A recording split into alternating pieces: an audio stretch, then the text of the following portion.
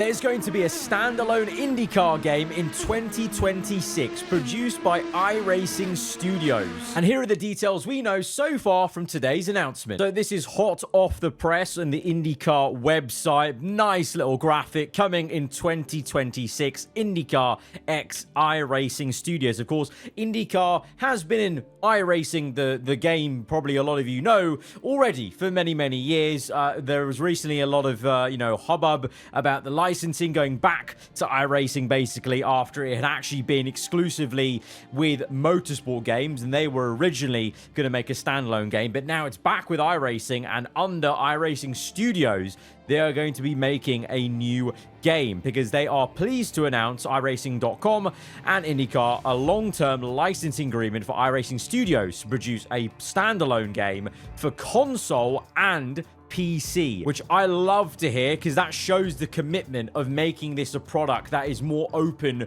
to the casual player, to more masses, rather than the model that iRacing has ran, since it began, of, having to constantly pay for new cars, new tracks, etc. As part of the agreement, iRacing Studios will release an IndyCar title for PlayStation, Xbox, and Steam in the second half of 2026. The new product will mark the first dedicated IndyCar game in more than 2 decades. Ironically, actually, the last standalone dedicated IndyCar game, I think, if I'm not mistaken, was actually made by Codemasters, which is pretty funny to think about now, in terms of that it's been that long that, Cody's were in a completely different ballpark of a game. The press release goes on to say IndyCar fans have been long clamoring for a standalone title for consoles, and we're excited to give them what they're looking for in 2026. That's what you want to hear, and that's so true. I think for all the fans on stateside, all the Americans who are really into IndyCar have been wanting for ages, and even I, as an outsider, I could tell there's been that desire just from seeing comment sections of videos talking about it, because there was a lot of discussion about IndyCar when it comes to gaming, with all this mess with the licensing in recent years. And I watched a couple of videos here and there from YouTubers and creators that were more dedicated with iRacing or IndyCar, fans or whatever, and it seemed like there was that vibe. And from an outside perspective, obviously you guys know my stance. I've said this plenty of times in videos when we've done IndyCar videos on a set of Corsa. I've always wanted a standalone IndyCar game because I think it will genuinely get me and other F1 fans, motorsport fans, is on the fringe of liking IndyCar, really into it, because you can learn more about the entire grid, each team individually, through the game, when you might not have the time to watch the IRL races, with the, weird scheduling and the timing sometimes, with, it being all stateside versus here in Europe. The presser goes on to say this standalone IndyCar game will offer all the excitement of the IndyCar series with an immersive experience that fans of all ages can enjoy.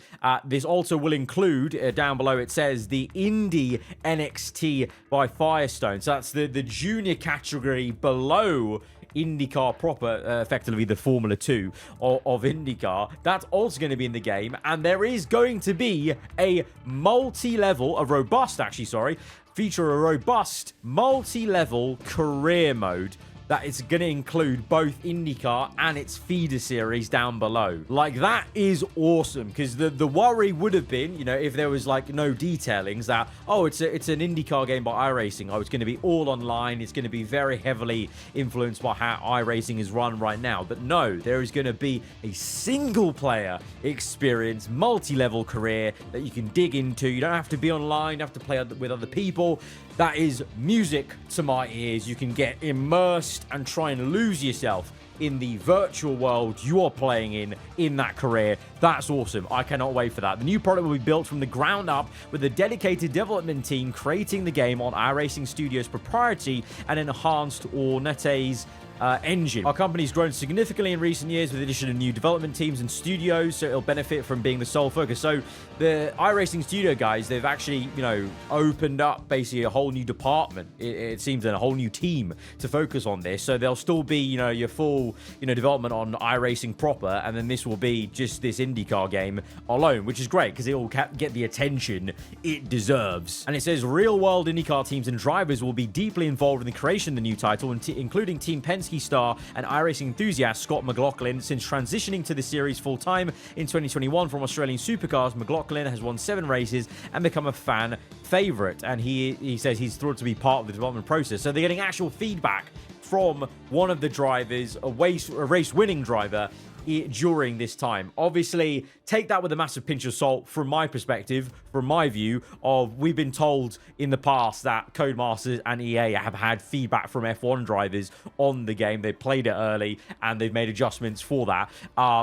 It's always a little bit like, how much did it actually help things, or how much was actually said or taken on board? Because remember, for F1 24, Verstappen was the cover star. They got Verstappen to play the game quite a bit for the promo and stuff. At some point, you feel like they ask him about the feedback, and yet what we got was F1 24. So I always think take a big pinch of salt when it comes to them referencing real drivers being involved, because I always think it's very hard for them to actually execute a lot, because they have their own vision and they have their own way of doing things in a game engine of making things work, rather than just someone's real life experience of an actual real life car, which is, it's very complicated to try and simulate. Obviously, iRacing has done that the best in the business, to many people's arguments for years now, for not just IndyCar, but for all the categories of cars they've had. And speaking about that history, obviously they referenced that anyway with the relationship they've had between IndyCar and iRacing going back 3 decades. Company's predecessor,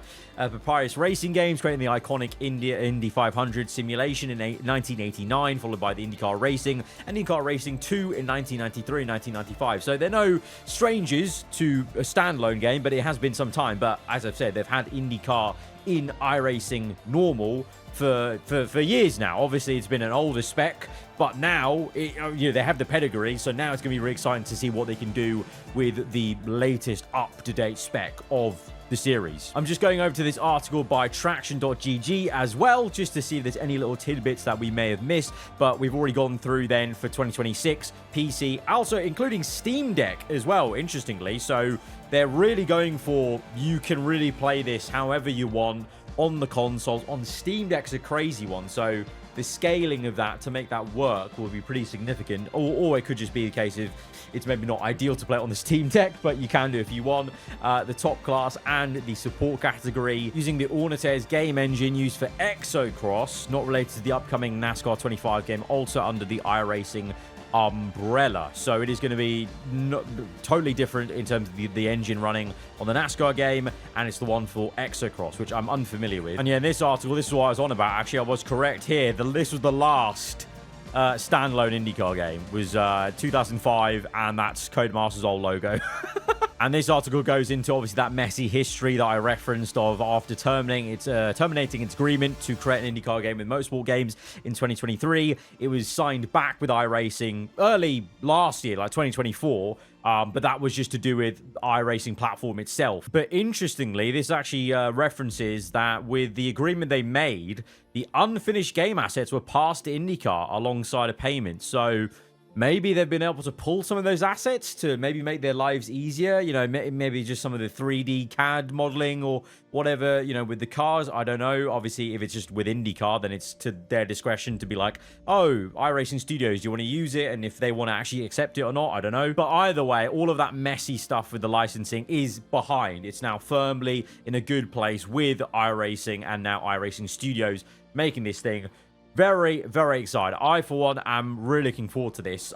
Because like I said a bit many times before, I think this is something that could get me into IndyCar more than just watching the Indy 500. And I think having a career mode like this is going to be really a good way to get into it. Having different layers as well. Like off the bat, off the rip, they've got 2-tier, top and the second tier of the IndyCar ladder. So they're really hitting the ground running, it would seem, with what the ambition is. It's just a case of they can match it. But I think for those of you guys who are maybe avid iRacing players, you'll know that these guys, this studio, they've got a good track record. They know what they're doing when it comes to simulation racing games. So I'm sure it's going to be one to watch. But let me know what you guys make of it in the comments below. If you're around here, then do get subscribed. This is my little announcement that I will be covering this game. So any more news in the future that does come, I will be bringing you all the details, trailers, whatever, down the line next year, and when it obviously comes to coming out. So get locked in for that. I'm really, really excited. I hope you guys are as well,